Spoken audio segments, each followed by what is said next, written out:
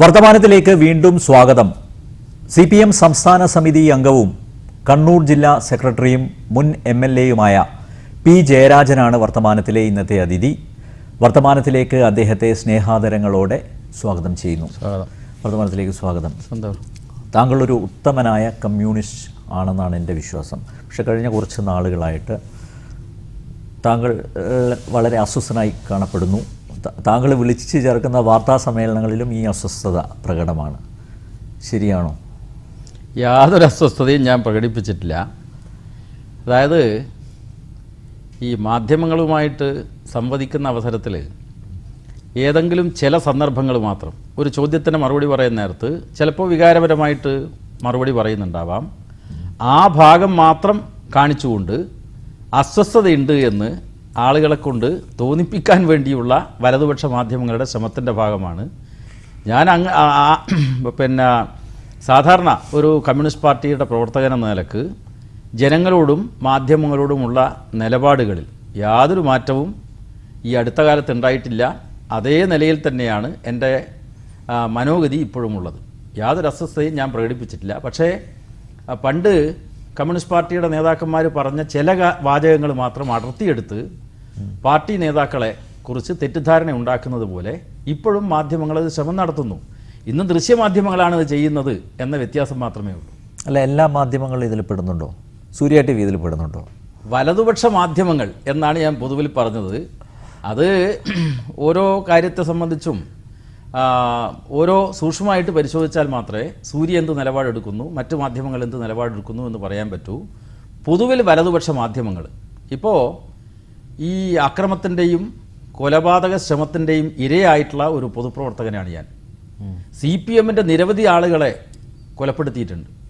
എന്നാൽ ആ CPM-നെ കൊലയാളികളുടെ പ്രസ്ഥാനമാക്കിയിട്ടും കൊല ആസൂത്രണം ചെയ്യുന്ന നേതാക്കന്മാരായിട്ടും ചിത്രീകരിക്കുന്നത് വലതുപക്ഷ മാധ്യമങ്ങൾ ഈ അടുത്തായി വളരെ ശക്തിപ്പെടുത്തിയിട്ടുണ്ട്.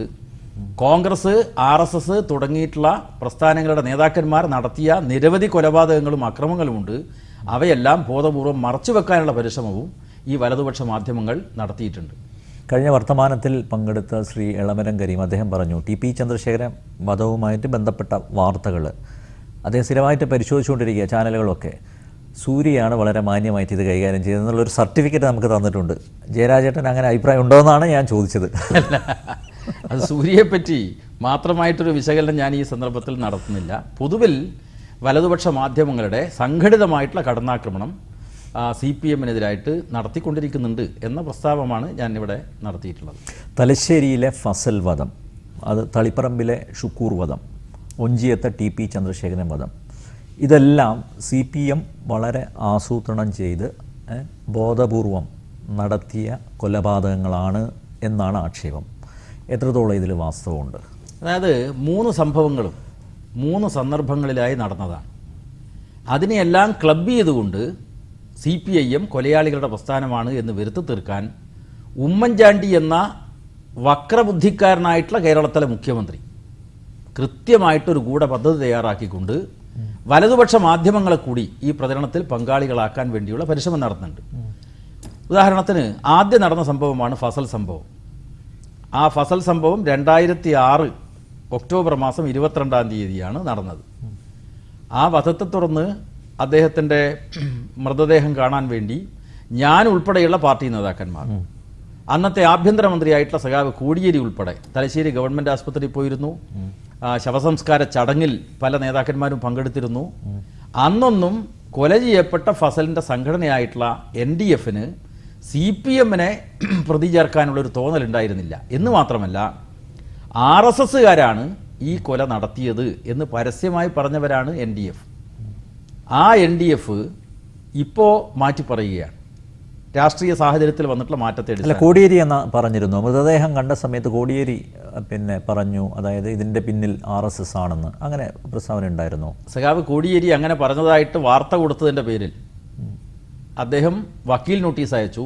ഇന്നത്തെ പത്രം കോടിയേരി അങ്ങനെ പറഞ്ഞിട്ടില്ല എന്ന് മാതൃഭൂമിയിൽ കൃത്യമായിട്ട് വാർത്ത വന്നിട്ടുണ്ട്. യഥാർത്ഥത്തിൽ അന്നത്തെ പത്രങ്ങളിലൊക്കെ അത് സംബന്ധിച്ച് വാർത്ത വന്നിരുന്നു. NDF നേതാക്കളാണ് കൃത്യമായിട്ട് ഇത് RSS നടത്തിയിട്ടുള്ള കൊലപാതകമാണ് എന്ന് പരസ്യമായിട്ട് വെളിപ്പെടുത്തിയത്. മാത്രമല്ല തുടർന്നുള്ള സമാധാന യോഗത്തിൽ അവർ പറഞ്ഞു ഈ കൊലയാളികളായിട്ടുള്ള RSSകാരെ ഇരുത്തിക്കൊണ്ടുള്ള സമാധാന സംഭാഷണത്തിന് തങ്ങളില്ല എന്ന് തന്നെ പരസ്യമായി പറഞ്ഞിട്ടുണ്ട് NDF നേതാക്കൾ. ആ NDF നേതാക്കൾ പിന്നീട് അതിൽ നിന്ന് മാറിയിട്ട് ഇപ്പോൾ പറയുന്നത് CPM നേതാക്കളാണ് ഈ കൊലയെ ആസൂത്രണം ചെയ്തത് എന്ന് മാത്രമല്ല CBI ഇപ്പോൾ കോടതിയിൽ കൊടുത്തിട്ടുള്ള ഒരു കുറ്റപത്രമുണ്ട്. CBI എങ്ങനെയാണ് കേസ് ഏറ്റെടുത്തത് എന്ന് മനസ്സിലാക്കിയിട്ടുള്ളതാണല്ലോ. കാരണം കേരള പോലീസ് അന്വേഷിച്ച് യഥാർത്ഥ പ്രതികളെ കണ്ടെത്തുന്നില്ല എന്ന ആക്ഷേപം ഉന്നയിച്ചുകൊണ്ട് ഫസലിൻ്റെ ഭാര്യ കോടതിയിൽ കൊടുത്തൊരു ഹർജിയെ തുടർന്നാണ് CBI ഏറ്റെടുക്കാൻ വേണ്ടി കോടതി ഉത്തരവായത്. 3 വർഷം അന്വേഷിച്ചു.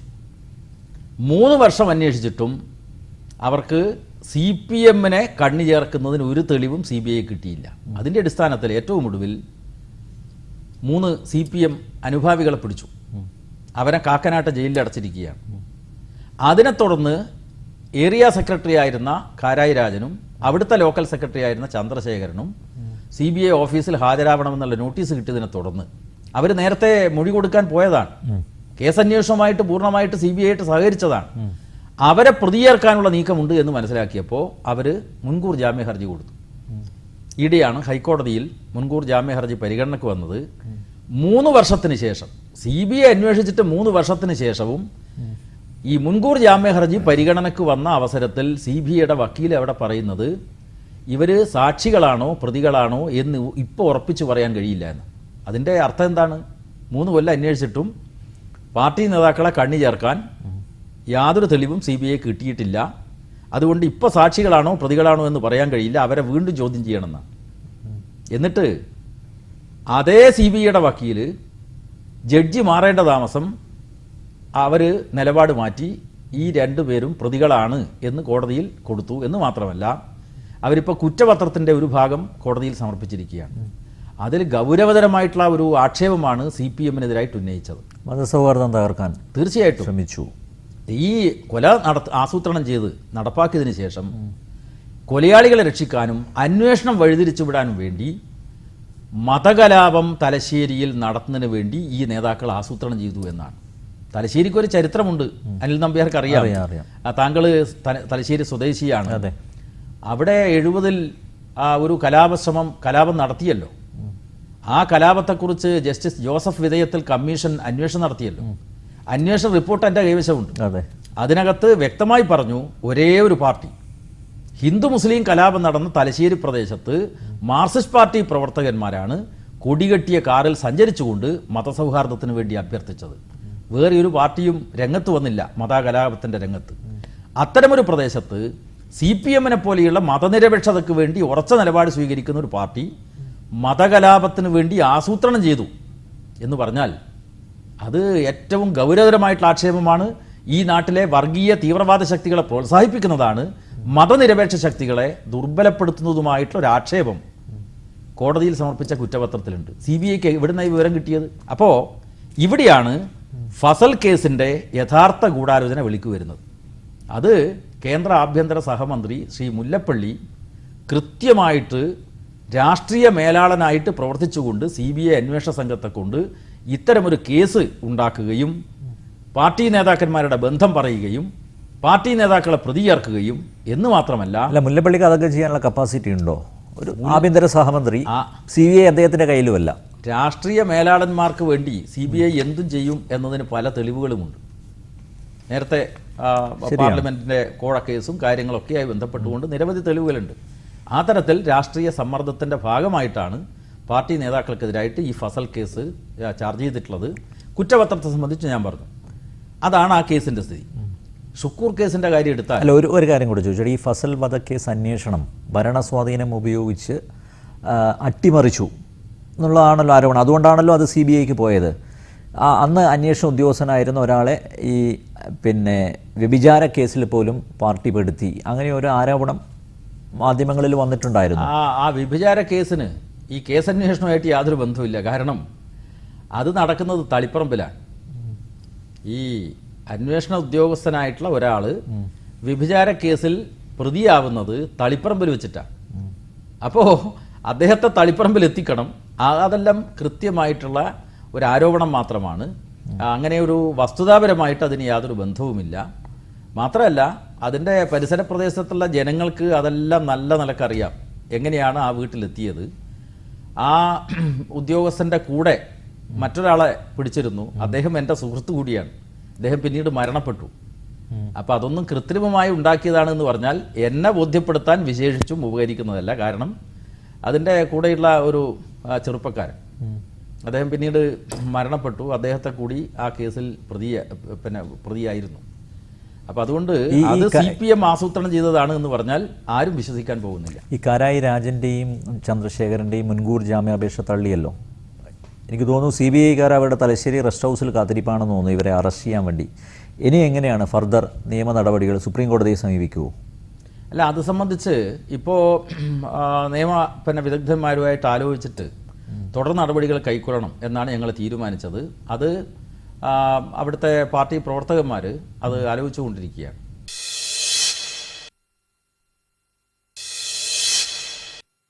ഈ അറസ്റ്റിനെ ഭയക്കുന്നത് ഭീരുത്വമാണെന്നാണ് കഴിഞ്ഞ ദിവസം താങ്കളുടെ നേതാവ് VS അച്യുതാനന്ദനും പറയേണ്ടത്. കാരണം MM മണി ഒരവസ്ഥ വന്ന സമയത്ത് അദ്ദേഹം മാറി നിന്നു.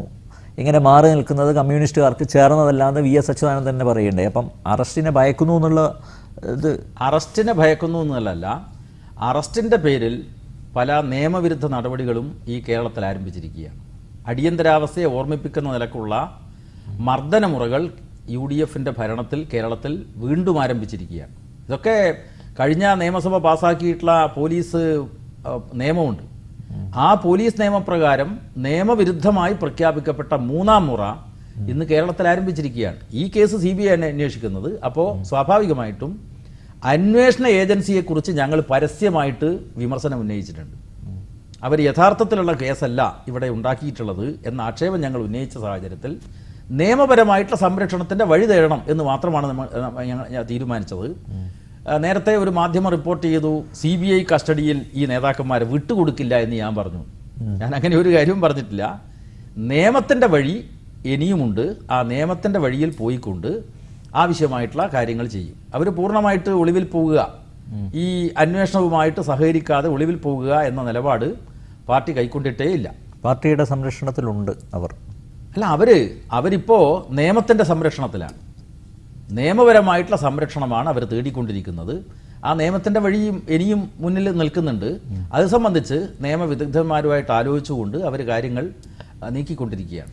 തളിപ്പറമ്പിലെ ഷുക്കൂർ വധത്തിൻ്റെ ഉത്തരവാദിത്തം പാർട്ടി ഏറ്റെടുത്തിരുന്നു അല്ലെ? താങ്കൾ തന്നെ അത് പറയുകയുണ്ടായി. അറിയില്ല, ഇത് മാധ്യമങ്ങളിൽ വരുന്ന റിപ്പോർട്ടാണ്, എത്രത്തോളം വാസ്തവമാണെന്ന് താങ്കൾ തന്നെയാണ് പറയുന്നത്. അത് ഈ മാധ്യമങ്ങളുടെ ദുർവ്യാഖ്യാനമാണ്. അത് ഏറ്റെടുത്തുകൊണ്ട് KPCC പ്രസിഡന്റ് ചെന്നിത്തലയും അത്തരമൊരു പ്രസ്താവന ചെയ്യുകയുണ്ടായി. ഞാൻ പറഞ്ഞിട്ടുള്ള കാര്യം എന്താന്ന് പറഞ്ഞാൽ, ഈ ഷുക്കൂർ വധം എന്ന് പറയുന്നത് വളരെ ആസൂത്രണത്തോടു കൂടി നടത്തിയിട്ടുള്ള ഒരു കൊലയായിരുന്നില്ല. യഥാർത്ഥത്തിൽ ഫെബ്രുവരി 19-ാം തീയതി തളിപ്പറമ്പ് പഞ്ചായത്തിലെ തളിപ്പറമ്പ് പരിസരത്തുള്ള പട്ടുവം പഞ്ചായത്തിൽ അരിയിൽ പ്രദേശത്ത് ഒരു സംഘർഷം ഉണ്ടായി. ആ സംഘർഷം എന്ന് പറഞ്ഞാൽ ഞങ്ങളുടെ ഒരു പാർട്ടി ബ്രാഞ്ച് സെക്രട്ടറി ചെത്തുലാലിയാണ്. അപ്പോൾ ദേശാഭിമാനി പത്രം വിതരണം ചെയ്യാൻ പോയതിന് ശേഷമാണ് അദ്ദേഹം ചെത്താൻ വേണ്ടി പോവുക. കാലത്ത് 5:30 മണിക്ക് പത്രവിതരണത്തിനിടയിലാണ് 2 ബൈക്കിലെത്തിയിട്ടുള്ള ലീഗ് തീവ്രവാദികൾ അദ്ദേഹത്തിൻ്റെ 2 കാലും അടിച്ച് തകർത്തത്.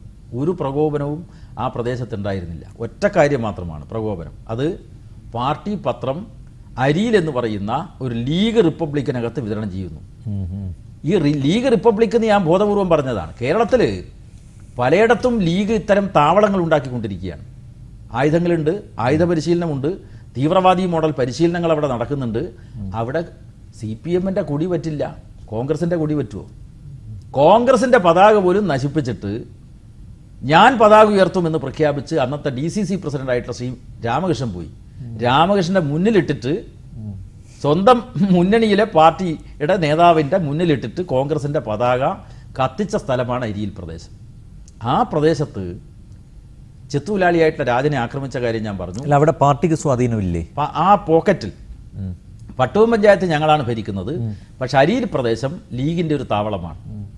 അവിടെ ആയുധങ്ങളടക്കം ഈടെ പിടിച്ചിട്ടുണ്ട്. ഞങ്ങൾക്ക് മാത്രമല്ല, കോൺഗ്രസിന് മാത്രമല്ല, അതിൻ്റെ തൊട്ടപ്പുറത്താണ് ഈ കഴിഞ്ഞ കുറച്ച് ദിവസങ്ങൾക്ക് മുമ്പ് കാന്തപുരം സുന്നി വിഭാഗത്തിലെ പ്രവർത്തകന്മാർക്ക് ബോംബേറിൽ മാരകമായിട്ട് പരിക്ക് പറ്റിയത്. ഞാൻ ആസ്പത്രിയിൽ പോയി അവരെ കണ്ടു. മാംസം തന്നെ തെറിച്ചു പോയിരിക്കുകയാണ്. അത്രയും മാരകമായിട്ടുള്ള ബോംബുകളടക്കം ഈ ലീഗ് താവളങ്ങളിൽ ഇപ്പോൾ ഉണ്ട് എന്നതാണ് നില. പോലീസിനും അത് നന്നായിട്ടറിയാം. അപ്പോൾ അവിടെ ഈ രാജൻ്റെ അക്രമം നടന്നതിന് ശേഷം വൈകുന്നേരം ഒരു പ്രകടനം നടത്തി. അതിൽ പട്ടുവം പഞ്ചായത്ത് പ്രസിഡൻ്റായിട്ടുള്ള ലത ഉൾപ്പെടെയുള്ള സ്ത്രീകളുണ്ട്. ആ പ്രകടനത്തിന് നേരെ ആക്രമണം നടത്തി, ഒരു വീടാക്രമണം നടത്തുന്നു, അതുപോലെ തന്നെ ഒരു കടയാക്രമിക്കുന്നു. 4 അക്രമ സംഭവങ്ങൾ ഒരു ദിവസം നടന്നതറിഞ്ഞിട്ടാണ് പിറ്റേ ദിവസം ഞാനവിടെ പോകുന്നത്. സഖാവ് ടി വി രാജേഷ് MLA ഞങ്ങളുടെ കൂടെ ഉണ്ടായിരുന്നു. കൈരളി TV-യുടെയും ദേശാഭിമാനിയുടെയും റിപ്പോർട്ടർമാർ ഞങ്ങളുടെ കൂടെ ഉണ്ടായിരുന്നു. ഞങ്ങളെല്ലാം പോയപ്പോൾ ഞങ്ങളെ ആക്രമിച്ചു. ഇപ്പോൾ എല്ലാ ചാനലുകളിലും വന്നു കാണല്ലോ, ഞങ്ങളെ ജില്ലാ കമ്മിറ്റിയുടെ വാഹനം തകർക്കപ്പെട്ടു, നിരവധി ആളുകൾക്ക് പരിക്കുപറ്റി, ഞങ്ങളെ അപായപ്പെടുത്താൻ ശ്രമിച്ചു, കൊല്ലട എന്ന് പറഞ്ഞിട്ട് വരികയാണ്. യഥാർത്ഥത്തിൽ എൻ്റെ കൂടെ ഗൺമാൻ ഉണ്ട്. ആ ഗൺമാനോട് സുധാകരൻ്റെ ശൈലിയാണെങ്കിൽ എനിക്ക് പറയാം വെക്കട വെടിയിൽ. പക്ഷെ ഞാനത് സ്വീകരിച്ചിട്ടില്ല. അത്തരമൊരു സംഘർഷസ്ഥിതി ഒഴിവാക്കിയിട്ട് ഞങ്ങൾ നേരെ പോലീസ് സ്റ്റേഷനിൽ പോയി പരാതി പറയുകയും ആസ്പത്രിയിൽ പരിക്കേറ്റ ഞങ്ങളൊക്കെ ചികിത്സ തേടുകയുമാണ് ഉണ്ടായത്. അപ്പോൾ ഇതാണ് അവിടുത്തെ സംഭവം. അതേ തുടർന്ന് ഉണ്ടായിട്ടുള്ള ഒരു സംഘർഷത്തിലാണ് ഷുക്കൂർ കൊല ചെയ്യപ്പെടുന്നത്. അത് ഈ അരിയിൽ പ്രദേശത്തല്ല, അവിടെ ഒരു പുഴയുണ്ട്, പട്ടുവം പുഴ. പുഴ കടന്ന് അപ്പുറത്ത് കണ്ണപുരം പഞ്ചായത്തിൽ കീഴറയിൽ വെച്ച് ഷുക്കൂർ എന്ന് പറയുന്ന ഒരു ചെറുപ്പക്കാരൻ കൊല ചെയ്യപ്പെട്ടു. ആ കൊല നടന്നത് ദൗർഭാഗ്യകരമായിട്ടൊരു സംഭവമായിട്ടാണ് ഞങ്ങൾ പരസ്യമായിട്ട് തന്നെ പറഞ്ഞിട്ടുള്ളത്. അപ്പോൾ ഈ ഷുക്കൂർ കേസെന്ന് പറയുന്നത് യഥാർത്ഥത്തിൽ ഈ ഉമ്മൻചാണ്ടിയും അതുപോലെ തന്നെ UDF ഗവൺമെൻറ്റും വരുത്താൻ ശ്രമിക്കുന്നത് കണ്ണൂരിലൊരു പാർട്ടി കോടതിയുണ്ട്. ആ പാർട്ടി കോടതി, അങ്ങനെ ഒരു കോടതി ഉണ്ടോ CPM-ന്? അനിൽ നമ്പ്യാർക്കറിയാലോ. അതായത് യഥാർത്ഥത്തിൽ കണ്ണൂർ CPM-ന് നല്ല സ്വാധീനമുള്ള കേന്ദ്രമാണ്. പട്ടണങ്ങളിൽ കണ്ണൂർ പട്ടണത്തിൽ ഞങ്ങൾക്ക് വലിയ സ്വാധീനം, അതായത് ഗ്രാമപ്രദേശങ്ങളിൽ വലിയ സ്വാധീനമുണ്ട്. ഈ സ്വാധീനം ഇല്ലാതാക്കുന്നതിന് വേണ്ടി വലതുപക്ഷങ്ങൾ മുമ്പ് കാലത്തും പരിശ്രമിച്ചിട്ടുണ്ട്. ഇപ്പൊ പാർട്ടി കോടതി എന്നാണ് വിശേഷിപ്പിക്കുന്നതെങ്കിൽ പണ്ട് പറഞ്ഞത് പാർട്ടി ഗ്രാമങ്ങളുണ്ട് എന്നാണ്. എന്തിനാ പറയുന്നുണ്ട്, പരമ്പര തന്നെ വരുന്നുണ്ട്. അപ്പോ പുറത്തുള്ള ആളുകളുടെ ധാരണ എന്ന് വെച്ചാൽ കണ്ണൂരിലെ പാർട്ടി ഗ്രാമത്തിൽ ഒരു പിന്നെ മതിലുണ്ട്, ആ മതിലിന് ഒരു ഗേറ്റ് ഉണ്ട്, ആ ഗേറ്റിന് കാവൽക്കാരനുണ്ട്, അങ്ങോട്ട് കടക്കണമെങ്കിൽ പാർട്ടിയുടെ അനുവാദം വേണം. ഇങ്ങനെയൊരു തെറ്റായ ചിത്രം ഇടതുപക്ഷത്തിനും CPM-നും സ്വാധീനമുള്ളത് കൊണ്ട് മാത്രം കണ്ണൂരിനെ കുറിച്ച് ലോകത്തിൻ്റെ മുമ്പിൽ ഒരു തെറ്റായ ചിത്രം അവതരിപ്പിക്കുകയാണ് വലതുപക്ഷ മാധ്യമങ്ങൾ. അപ്പം ഞാൻ പറഞ്ഞു വന്നത് 90കളിൽ ഈ പാർട്ടി ഗ്രാമങ്ങളുണ്ട് എന്ന വിശേഷണം മാതൃഭൂമി പത്രമാണ് മുന്നോട്ട് വെച്ചത്. എന്തിനു വേണ്ടിയിട്ടാണ്? അന്നാണ് കേരളത്തെ ഒരു ഗുജറാത്താക്കി മാറ്റാനുള്ള RSSന്റെ സംഘടിതമായിട്ടുള്ള ആക്രമണങ്ങൾ നടന്നത്. RSSന്റെ അഖിലേന്ത്യാ നേതൃത്വം കോടിക്കണക്കിന് പണം ഇവിടെ കണ്ണൂരിൽ ചെലവഴിച്ചുകൊണ്ട് നിരവധി കൊലപാതകങ്ങളാണ് നടത്തിയത്. ഇപ്പോൾ കണ്ണൂരിലെ ആളുകളൊക്കെ കൊലയാളികളാണെന്ന് പറയുന്നുണ്ടല്ലോ. RSSകാർ മാത്രം കഴിഞ്ഞ 40 കൊല്ലത്തിനിടയിൽ ഞങ്ങളുടെ 56 സഖാക്കളുടെ ജീവനാണ് എടുത്തത്. 56 സഖാക്കൾ.